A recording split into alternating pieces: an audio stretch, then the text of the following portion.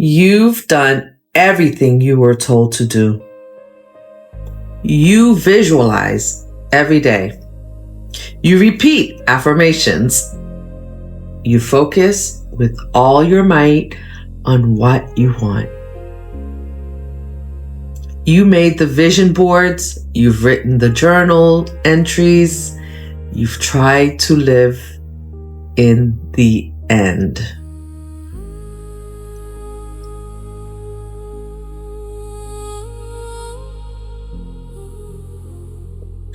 So why does it feel like the harder you try, the further your desires drift?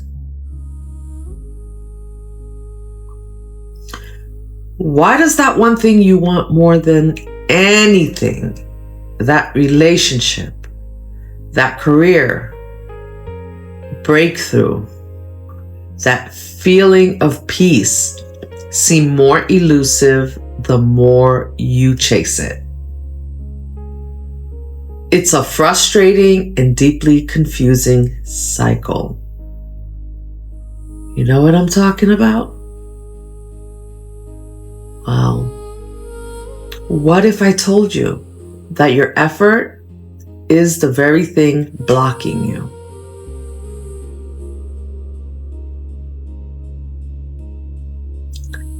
There's a counterintuitive spiritual principle that exists, a paradox that feels like a secret key. Some call it the law of reserved effort. Others call it the backwards law. It explains that the true secret to receiving everything you want is to finally stop trying so hard to get it. Today, we're going to unravel this law, because once you understand how it really works, years of spiritual frustration will suddenly start to make sense. Let's talk about something that trips up so many people. You're told to manifest, to visualize, to focus, to work harder. But on an energetic level, the more you try, the further away your desire seems to move. And eventually, you're left wondering, why isn't this working for me?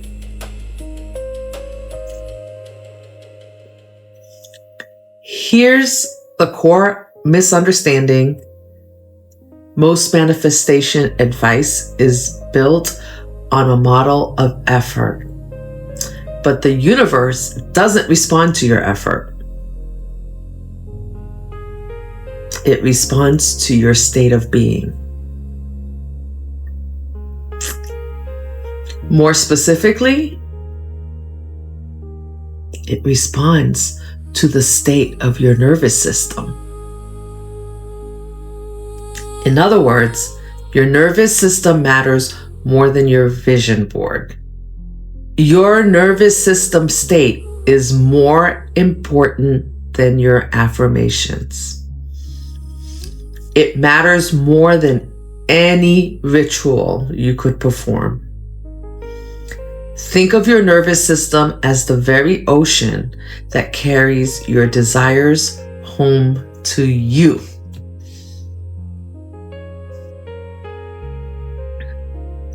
Now, imagine your body as a vast, deep, intuitive ocean. When you spend hours visualizing love or success, but underneath that visualization, there's a storm of anxiety or a desperate current of urgency. What are you truly broadcasting? Your ocean is not calm and receptive. It's turbulent, right? That anxiety creates turbulence. You are broadcasting waves of tension, of lack, of I don't have this yet. And those crashing waves of neediness energetically push away the very ships you're trying to call into your harbor.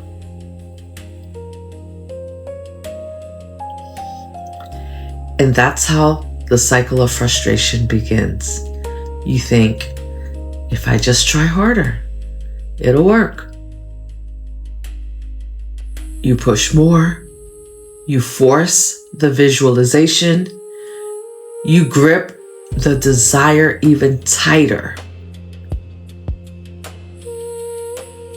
And we've all been there. We have all been there. But this is one of the few areas in life where that logic completely backfires. The harder you grip, the more it slips through your fingers. The more you chase, the faster it runs away. The truth is, if you can just release your grip, it can finally flow to you. Most people, especially women who've navigated life for a few decades, don't struggle because they aren't trying. They struggle because they've been trying for years. Trying to fix, trying to heal, trying to hold everything and everyone together, trying to manifest a better reality. Your body, eventually, your very soul gets tired of trying. It becomes exhausted from the fight.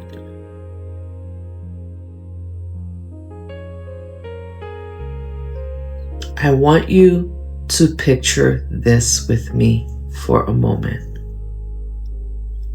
If you feel comfortable, just close your eyes. Imagine you're standing at the edge of a vast, calm ocean at twilight. This is the ocean of your life, filled with years of wisdom.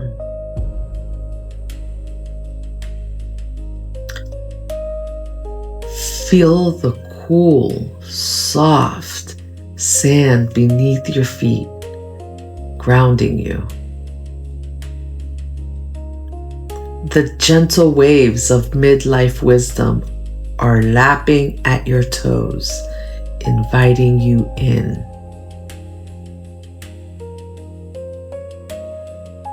Now think of all those years of striving, of forcing, of worrying. Picture each effort, each worry, each desperate attempt as a heavy gray shell in your hands. Feel their weight. Now as you breathe out, just open your hands and let those shells fall and be washed away by the tide.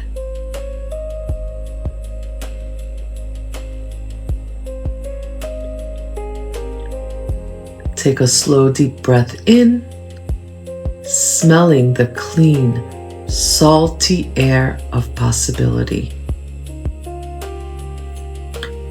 And as you exhale, release the urgency. Exhale the timeline. Exhale the need to control everything. Notice how your shoulders drop away from your ears. Notice how your jaw softens.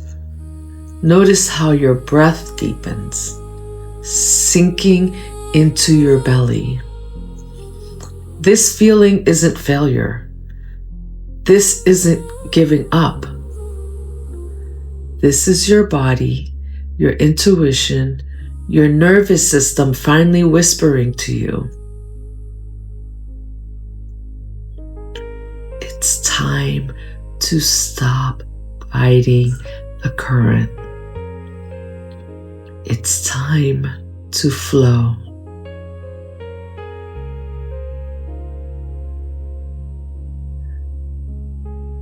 So let's break down the mechanics here.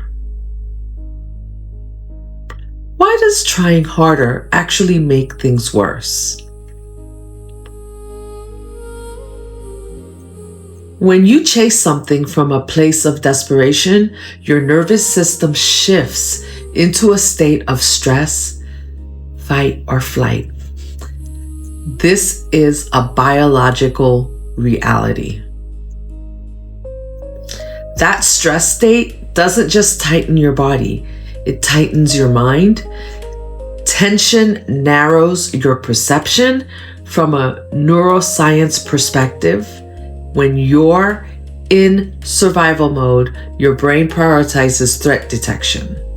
It starts to hyper-focus on what's missing, on the danger, on the lack. Every moment becomes more evidence of what you don't have.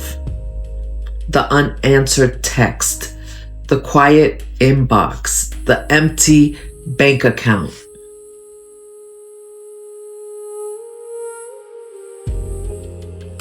Lack.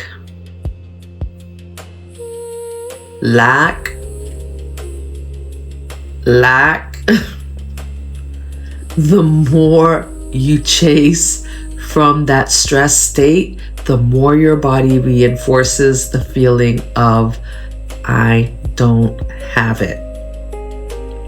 And your reality begins to reflect that narrow, fearful focus. This is the essence of the backwards law. The intense wanting and striving accidentally amplify the feeling of not having, which blocks you from seeing the opportunities that are right there in front of you. See, it's not just me saying this. The opportunities are there, we just can't see it because our focus is on the lack. The writer and philosopher Aldous Huxley famously called this the law of reversed effort. He wrote, "The harder we try with the conscious will to do something, the less we shall succeed." He saw that true skill and results come to those who learn the paradoxical art of doing and not doing. Think of your mind like a cloudy pond. When you're desperately trying to see the bottom, you stir it all up with your hands, grasping and searching, which only makes the water muckier. The silt and mud swirl and clarity is impossible. But what happens when you stop stirring the water? When you pull your hands out, take a breath, and just wait. The silt slowly settles, the water clears, and without any effort, the bottom is revealed. This wisdom is ancient. It's at the heart of Taoist philosophy in the concept of Wu Wei. Wu Wei is often translated as effortless action or actionless action. It doesn't mean doing nothing at all. It means acting in harmony with the natural flow of things without force or strain. Like a boater who guides their boat with the river's current, not by trying to row against it.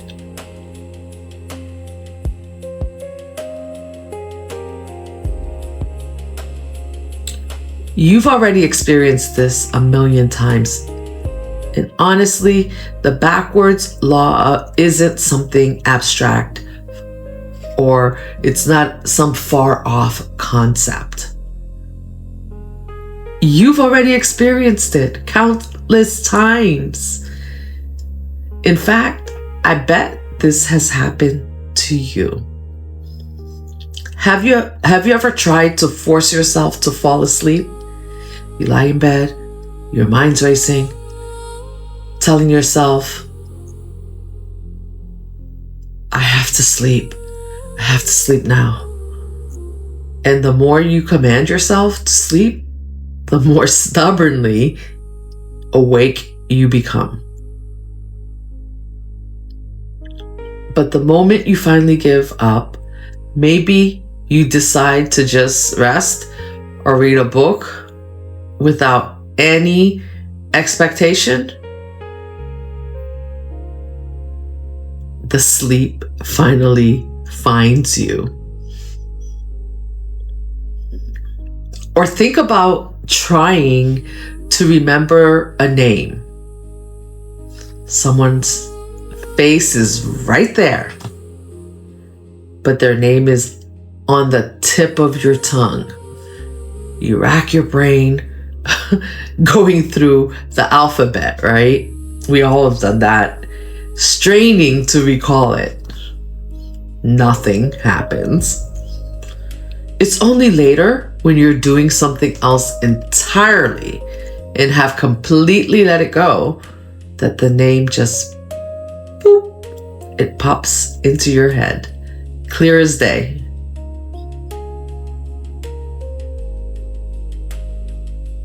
The most universal example is in relationships. Have you ever noticed that desperately chasing someone or trying to win their affection often has the exact opposite effect? Who out there has been there? Drop a heart in the comment if you know what I'm talking about. The energy of neediness is palpable and can push people away. Yet the moment you genuinely let go, the moment you stop trying so hard and focus on your own happiness, you become super magnetic. People are drawn to those who are complete in themselves, not to those who are searching for completion in someone else. Now, in all these cases, the shift didn't happen because of more effort.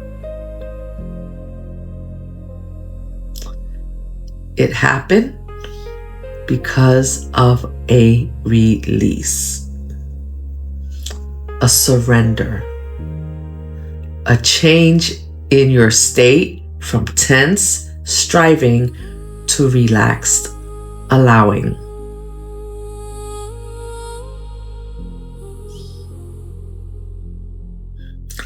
This brings us to the most important refrain, the one that modern manifestation teachings so often miss.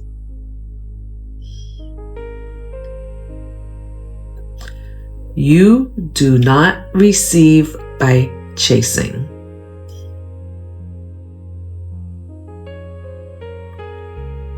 You receive by becoming someone who can hold what you desire.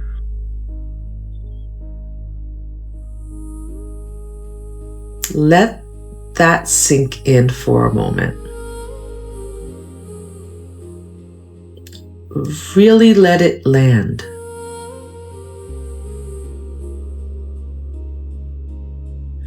You don't get what you chase. you attract what you are. And becoming the person who can hold that desire requires, above all else, letting go of the frantic, desperate energy of urgency. It softens the resistance.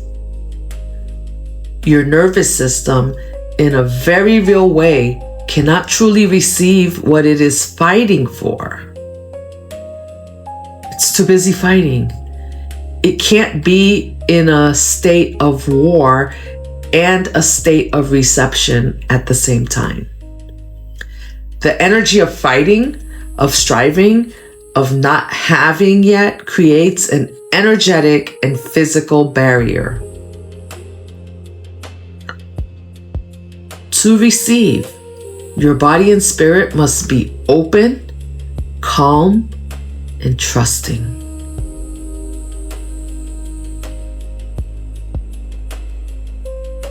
Release the fight, and you can finally receive the flow.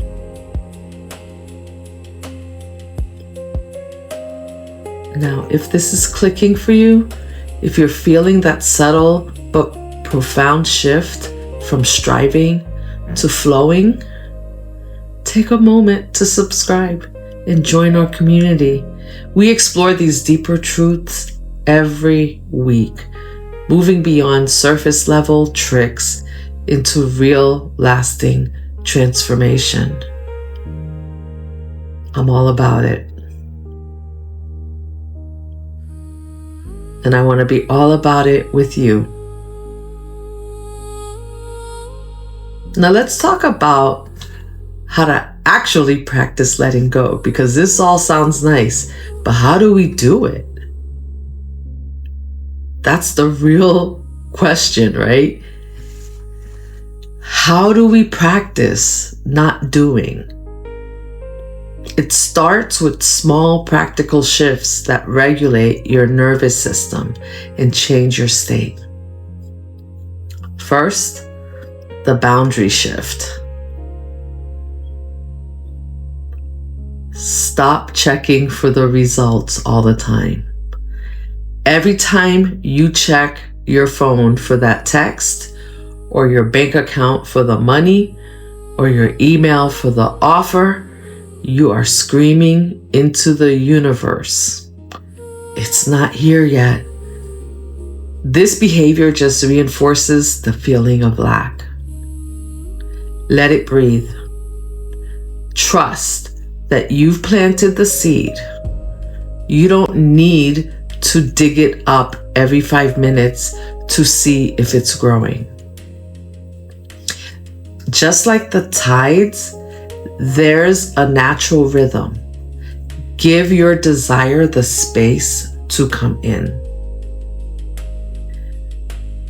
And second, the somatic reset. The next time you feel that familiar wave of anxiety or urgency rising in your chest, I want you to try this simple, powerful practice.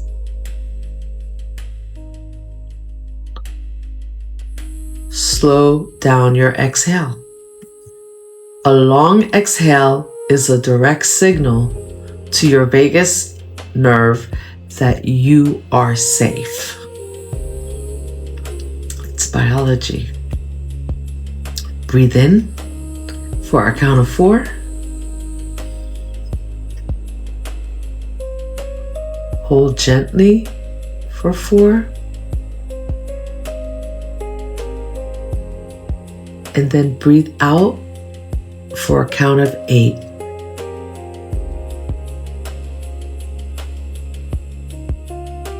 Do this 3 times. In for 4, hold for 4, and out for 8.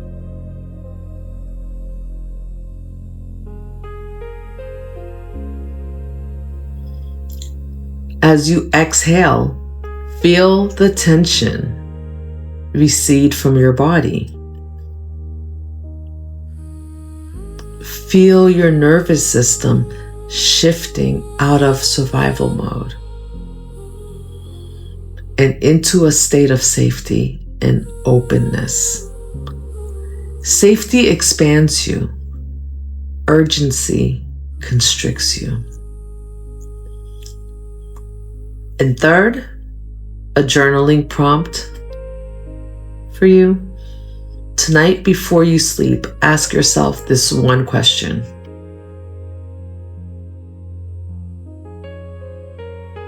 Where am I forcing what simply needs my trust? And then write down whatever comes to mind without judgment. Just the act of naming where you're applying force can be enough to start loosening its grip. You're bringing awareness to the pattern, and awareness is always the first step towards change. Feel the truth of your own answer surface. This simple question can begin the powerful shift from control to trust.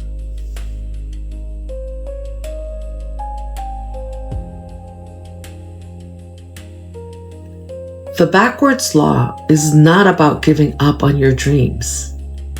It's the exact opposite. It's about releasing the tension, resistance, and desperation that have been blocking your flow. It's about understanding that your power isn't in the hustle. It's in your presence. It's not in the force. It's in your faith. The most powerful shift you can ever make is not to try harder, but to become calmer, to move from a state of lack and anxiety to a state of wholeness and trust. The work isn't to convince the universe to give you what you want. The work is to regulate your own system so that you can become an energetic match for the reality you desire.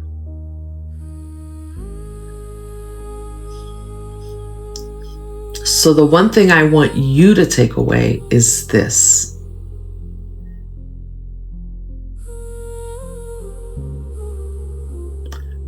What is truly meant for you requires no warfare.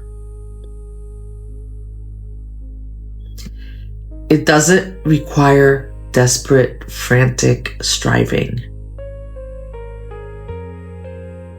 It is drawn to you, it flows to you when you're finally calm enough, open enough, and whole enough to receive it.